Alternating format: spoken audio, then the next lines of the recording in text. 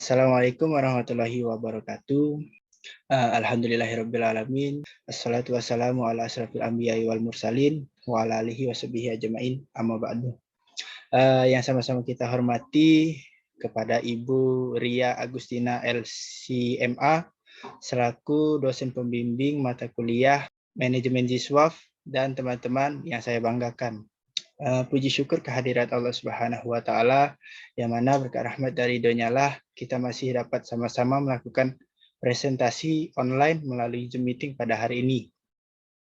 Salawat serta salam tak lupa pula kita haturkan kepada baginda kita, suri tauladan kita, Nabi besar Nabi Muhammad SAW. Mungkin sebelum kami melanjutkan kepada pemaparan materi pokok kami, izinkanlah kami untuk memperkenalkan diri terlebih dahulu. Saya Akbar Kurnia selaku moderator, kemudian ada Ratu Alia Faradiba, Megawati Putri, Gita Oktaviani, Tia Angelita, Hani Septiani, dan Marsha Melati Sukma selaku pemateri. Mungkin langsung saja kepada pemaparan materi yang pertama yang akan disampaikan oleh Saudari Marsha Melati Sukma. Waktu dan tempat saya persilahkan. Pengertian wakaf. Kata wakaf berasal dari bahasa Arab, wakafa. Asal kata wakafa berarti menahan atau berhenti atau diam di tempat atau tetap berdiri. Kata wakafa yukifu wakfari sama artinya dengan bahasa yahbisu tahbisan. Pengertian wakaf menurut istilah para ulama berbeda pendapat dalam memberikan batasan mengenai wakaf. Perbedaan tersebut membawa akibat yang berbeda pada hukum yang ditimbulkan. Menurut Abu Hanifah, wakaf adalah menahan suatu benda yang menurut hukum tetap milik si wakif dalam rangka mempergunakan manfaatnya untuk kebajikan. Menurut mazhab Maliki, berpendapat bahwa wakaf itu tidak melepaskan harta yang diwakafkan dari kepemilikan wakif. Namun wakaf tersebut mencegah wakif melakukan tindakan yang dapat melepaskan kepemilikannya atas harta tersebut kepada yang lain. Dan wakif berkewajiban menyedekahkan manfaatnya serta tidak boleh menarik kembali wakafnya. Menurut mazhab Syafi'i dan Ahmad bin Hambal, Syafi'i dan Hambal berpendapat bahwa wakaf adalah melepaskan harta yang diwakafkan dari kepemilikan wakif setelah sempurna prosedur perwakafan. Selanjutnya akan dibahas oleh Ratu Alia. Kepadanya dipersilakan. Baiklah, saya akan menyampaikan materi mengenai tujuan wakaf. Wakaf dalam implementasi di lapangan merupakan amal kebajikan, baik yang mengantarkan seorang muslim kepada inti tujuan dan pilihannya, baik tujuan umum maupun tujuan khusus. Yang pertama itu tujuan umum. Adapun tujuan umum wakaf adalah bahwa wakaf memiliki fungsi sosial. Allah memberikan manusia kemampuan dan karakter yang beraneka ragam.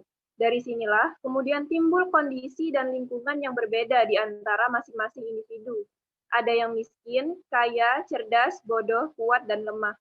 Di balik semua itu tersimpan hikmah, di mana Allah memberikan kesempatan kepada yang kaya menyantuni yang miskin, yang cerdas membimbing yang bodoh, dan yang kuat menolong yang lemah. Yang demikian merupakan wahana bagi manusia untuk melakukan kebajikan sebagai upaya mendekatkan diri kepada Allah, sehingga interaksi antar manusia saling terjalin. Yang kedua itu tujuan khusus. Sesungguhnya wakaf mengantarkan kepada tujuan yang sangat penting, yaitu pengkaderan, regenerasi, dan pengembangan sumber daya manusia.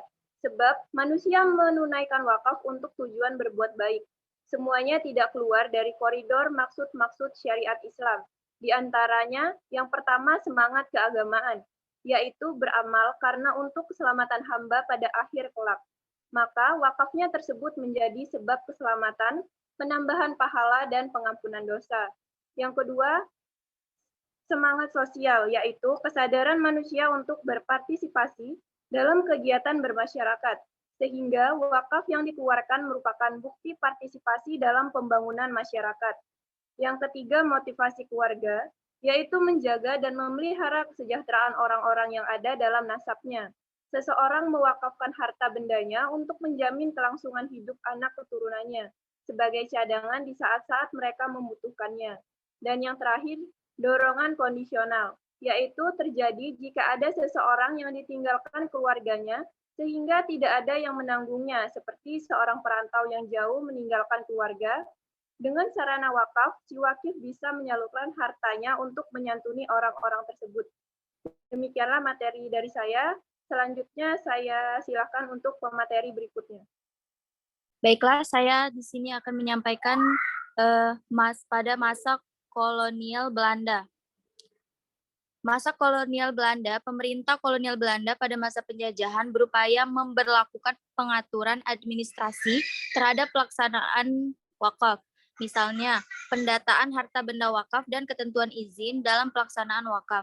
Upaya ini kemudian mendapatkan resistensi dari masyarakat Muslim karena menilai pihak Belanda tidak boleh melakukan intervensi terhadap pelaksanaan ajaran Islam.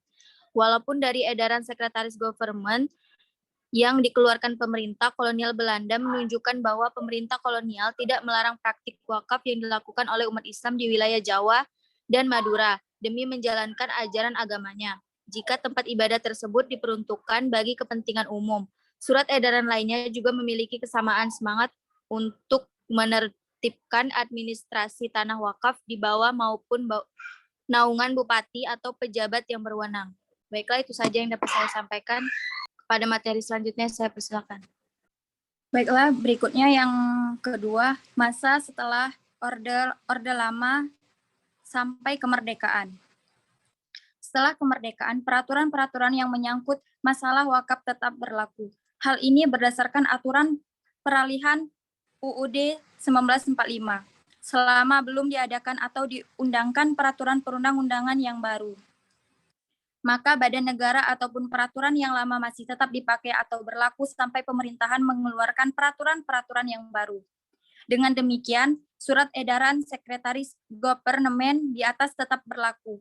Ada beberapa tahap pembentukan peraturan yang berkaitan dengan wakaf setelah Indonesia merdeka sampai berakhirnya Orde Lama. Yakni, yang pertama setelah Indonesia merdeka yang diiringi dengan pembentukan Departemen Agama. Yang kedua, penetapan Menteri Agama nomor 38 tahun 1952 tentang perincian tugas dari dan pembagian pekerjaan. Yang ketiga, ada Departemen Agama mengeluarkan petunjuk mengenai wakaf. Yang keempat, perwakafan dijadikan salah satu wewenang dari Jabatan Urusan Agama. Yang kelima, Jabatan Urusan Agama atau Kementerian Agama juga melakukan pembenahan terhadap peraturan di luar Jawa, Madura, dan Jogja, Surakarta. Yang keenam, ada peraturan wakaf untuk wilayah daerah istimewa Jakarta. Baru ada setelah dikeluarkan surat petunjuk kantor urusan agama daerah istimewa Yogyakarta untuk tentang pelaksanaan pendaftaran tanah wakaf di daerah istimewa Yogyakarta.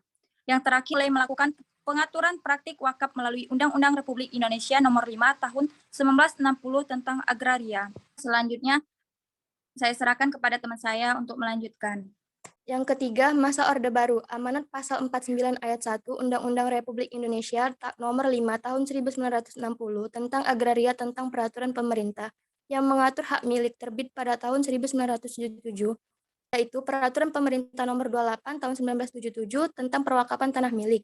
Keluarnya peraturan pemerintah ini berjarak 17 tahun setelah keluarnya Undang-Undang Agraria. Peraturan untuk menerima wakaf seperti tokoh agama atau kiai untuk dijadikan tempat ibadah dan pendidikan sebagai tindak lanjut dari peraturan pemerintah tokoh tersebut. Beberapa departemen dan instansi terkait kemudian membuat peraturan di antaranya yang pertama, Peraturan Menteri Dalam Negeri Nomor 6 Tahun 1977 tanggal 26 November tentang tata cara pendaftaran tanah mengenai perwakafan tanah milik.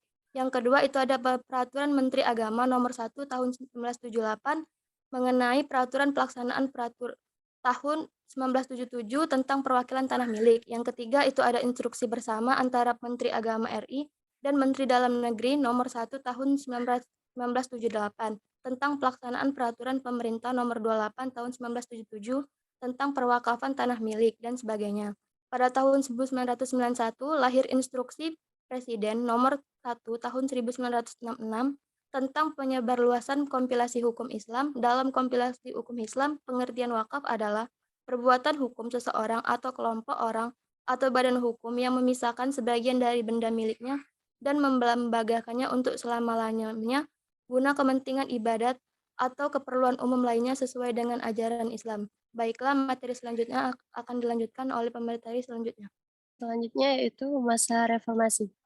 Dinamika sosial, desakan publik, dan perubahan paradigma berpikir yang semakin meluas memandang wakaf atau memaksa lahirnya Undang-Undang Nomor 41 Tahun 2004 tentang wakaf sebagai payung hukum yang lebih kuat berskala nasional. Menurut undang-undang ini, wakaf adalah perbuatan hukum wakif untuk memisahkan dan atau menyerahkan sebagian harta benda miliknya untuk dimanfaatkan selamanya atau untuk sebagai jangka waktu tertentu sesuai dengan kepentingannya guna keperluan menurut syariah.